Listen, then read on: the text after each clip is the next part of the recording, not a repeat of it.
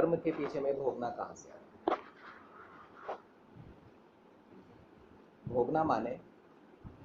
भोगना माने कर्म को अनुभव करना। हम अपनी अनुभूतियों के लिए कर्म करते हैं और कर्म का फल जो आता है वो भी भोगना में ही आता है, अनुभूतियों में ही आता है। अपनी जरूरतों के लिए कर्म करते हैं, जरूरतें संस्कार और देह से पैदा होती हैं, तो जैसे संस्कार वैसी जरूरतें वैसे कर्म।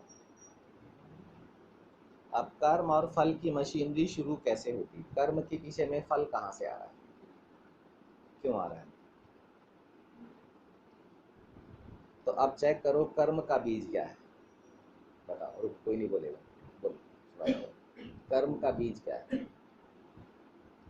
कर्म का बीज जो है वो आत्मा ही। कर्म का बीज क्या है?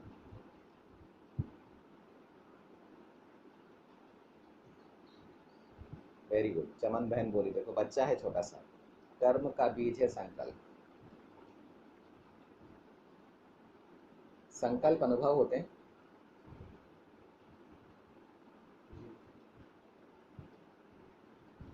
और कर्म अनुभव होते हैं। तो क्यों अनुभव होते हैं? क्योंकि अनुभव युक्त संकल्पों से बने हुए हैं। ठीक है, संकल्प क्यों जन्म लेते हैं? क्योंकि आत्मा में ऐसी शक्ति है जिनसे संकल्पों का जन्म होता है, उसका नाम है संकल्प शक्ति। अब संकल्प शक्ति क्या, वो कहाँ मिलती है? मन में। संकल्प शक्ति कहाँ मिलेगी? मन में। अभी संकल्प शक्ति कहाँ से आती है? पूरा मालूम होना चाहिए, पूरा मालूम होना चाहिए। तो संकल्प शक्ति कहाँ से आती है? संकल्प का मतलब ही विचार है। संकल्प शक्ति से विचार जन्म लेते हैं। विचार की जन्म धरनी संकल्प शक्ति। धरनी है मन, और उसमें जैसे संकल्प शक्ति है वैसे विचार जन्म लेते हैं। अब संकल्प शक्ति कहाँ से आती है? बोलो, जोर से बोलो। मालूम है अमृता बहन? मालूम है अमृता बहन को कहाँ से आती है? आत्मा को जो समझ में आता है वो मन की समझ शक्ति यानी संकल्प शक्ति बन जाती है। एनर्जी की क्वालिटी में परिवर्तन होता है। आत्मा को जो समझ में आया वो जाकर मन में विचार शक्ति बन के रुक जाती है। और वो विचार शक्ति अब समझ में आए तो समझ में अनुभूति है कि नहीं? जब समझ में आता तो खुशी होती है, जैसे साक्षात्कार हो गया, जैसे दृष्टि मिल गई, जैसे देख लिया, समझ में आ गया। अब समझ में आया माने विचार खत्म, वो विचार खत्म हो जाएगा। जो बात समझ में नहीं आ रही थी उस पर विचार से क्या करूं, प्रश्न खत्म, विचार खत्म। अभी समझ में आ गया।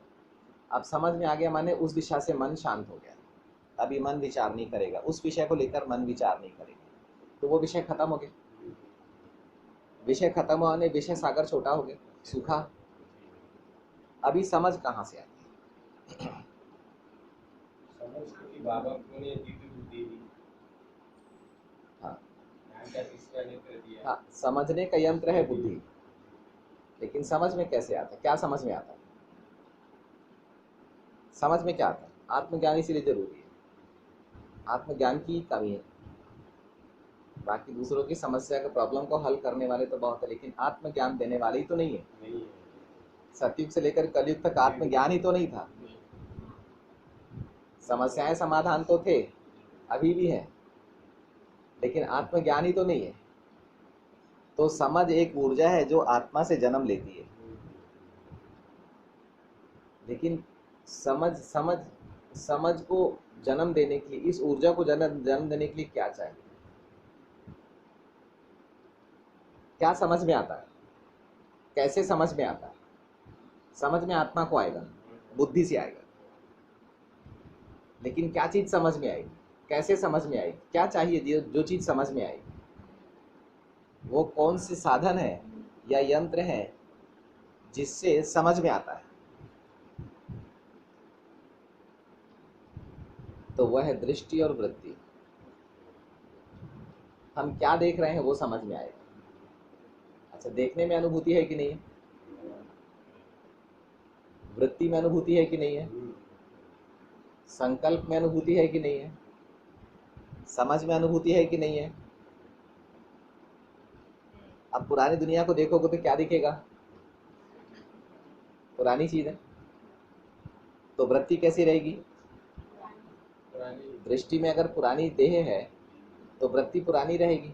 तो समझ में क्या आएगा? पुरानी बेसमझी। समझी। दूसरा कितना बेसमझ है? दूसरा कितना बेसमझ है? हाँ, कितना समझदार है ये समझ में नहीं आएगा। दूसरा कितना बेसमझ ये समझ में आएगा। हमेशा कभी समझ में आएगा। तो वैल्यू कहाँ से हो? तो जब वैल्यू नहीं, मालूम ही नहीं है कि अम्मा कितनी समझदार है और क्या समझ में आ रहा है, इतनी बेसमझ है, क्या बताएं, तो समझ में ही नहीं आता है। देह में पुरानी दुनिया दिखाई तो अब दृष्टि में क्या है उनकी?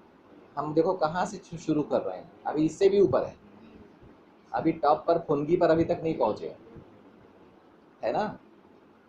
तो दृष्टि में देह है तो पुरानी बातें ही समझ में आएंगी। अब पुरानी बातें माने वैल्यूलेस चीज़, कि आपके पास में कितनी वैल्यूलेस चीज़ है वो मेरे को समझ में आ जाएंगी, लेकिन कितनी वैल्यूएबल चीज़ है वो समझ में नहीं आएगी। कारण पुरानी दुनिया दृष्टि देह में, तो वृत्ति भी देह की होगी, जिस्मानी वृत्ति होगी। तो वृत्तियों में नेचुरली कुछ ना कुछ गड़बड़ होगी, छीछीपन भी होगा, गंदगी भी होगी। अब वहीं पर अगर हम दृष्टि परिवर्तन करें आत्मा भाई, तो सबसे पहले आत्मा से गुणों और शक्तियों का जन्म होने लगा। अभी हमने बाबा से नहीं लिया है, मेरा आत्मा भाई है, चाहे आप हो, चाहे आप हो, चाहे आप हो, चाहे आप हो, चाहे आप। जब तक दृष्टि देह पर है तब तक डर लगेगा, आशंकित रहेंगे, तनावग्रस्त रहेंगे और बड़ों से भी हम गंदगी अनुभव करेंगे। अगर देह पर है और वहीं पर आत्मा पर है तो मेरा आत्मा भाई एक नया प्यार जन्म लिया, आत्मा से एक नए प्यार ने जन्म लिया। अभी हमने बाबा से नहीं लिया है प्यार, ये आत्मा की रचना है। मेरा आत्मा भाई है, एक भावना का जन्म होगा।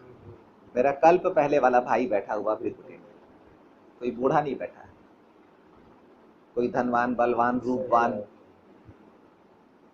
नहीं बैठा है, एक न्यारा प्यारा भोला भाला सुंदर सा चमकता हुआ मेरा भाई बैठा हुआ है। अब ये एक नया, दूरी खत्म, संशय खत्म, चिंता खत्म, डर खत्म, भय खत्म, आशंका खत्म। क्यों? आत्मा भाई बैठा हुआ है, अब मुझे किसी और कुछ देखने की जरूरत नहीं, एक नया प्यार। और अब देह की अपारदर्शिता खत्म, अब पारदर्शी, दो आत्मा के बीच में पारदर्शी है। अब कोई दीवार नहीं, कोई दीवार नहीं, कोई विकार नहीं, कोई संकल्प नहीं, कोई कर्म और फल की मशीनरी नहीं। क्या पैदा हो रहा है? अब देखो, अब यहाँ पर क्या समझ पैदा होगी हमारे अंदर में, कि इस आत्मा में कि कितनी समझ भरी हुई है और इस आत्मा में कितनी बेसमझी भरी हुई है। कितना अंतर हो गया? एक पारदर्शी दुनिया, ज्योतिर्मय दुनिया में पहुंच गए तो दृष्टि से वृत्ति, वृत्ति से संकल्प, संकल्प से कर्म। लेकिन जो हम देख रहे हैं वहां अनुभूति हो रही कि नहीं हो रही? तो अनुभूतियां कहां से आ रही हैं? अब आप देखो, फल तक, फल भी अनुभूति है। तो ये फल किस चीज की अनुभूति का फल है? वो अनुभूति। दुख कौन सी अनुभूति का फल है, कौन सी दृष्टि का फल है? जो अनुभूति कर्म के फल के रूप में आई है। जो दुख आया, बीमारी आई, थकान आई, वो कौन सी दृष्टि का फल था? तो पाप की शुरुआत दृष्टि से होती है। अभी बाबा कहते हैं दृष्टि से धोखा ना खाओ। बाबा कहते हैं मैं तुमको जो स्मृति दे रहा हूं, यह टॉप, उस स्मृति की पालना करके अब एक नई दृष्टि को जन्म दो, एक नई दृष्टि को जन्म दो, एक नई अनुभूति को जन्म दो, एक नई वृत्ति को जन्म दो, एक नए संकल्प समझ को जन्म दो, संकल्प शक्ति को जन्म दो। अपने मन को नई संकल्प शक्ति से भरपूर, उपजाऊ क्षमता से भरपूर धरनी बनाओ, जिसमें से नए नए सतो प्रधान न्यारे और प्यारे विचार निकले। और फिर कर्म करो, और उसके बाद में कर्म और फल की मशीनरी को अनुभव कर लो। टोटल जीवन को पलटा देने वाली कहानी। और अब इन सब से ऊपर में बैठा मेरा शिव बाबा, और जब ये काम तुमसे ना बने तो बाबा का सहारा ले लो, योग बल से करो, बाबा कराएगा। जब तुम अपने अंदर में प्यार पैदा ना कर सको किसी के लिए, तो प्यार के सागर बाबा से प्यार लेकर प्यारे बन जाओ और सबको प्यार दो। कितना बड़ा सहारा है। या तो मालिक बनो या बालक बन के बाबा से लो। ओम शांति। या तो तुरंत स्थिति बनाओगी तो बाबा से